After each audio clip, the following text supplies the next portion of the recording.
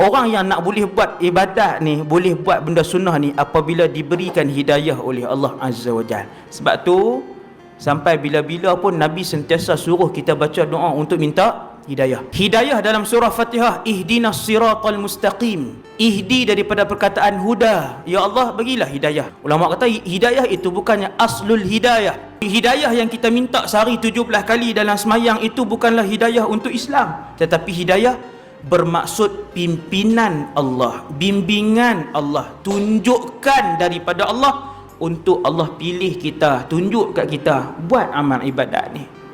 Maka orang yang kaya dengan hidayah Allah, dialah yang paling banyak selepas ada ilmu mengamalkan ilmu itu.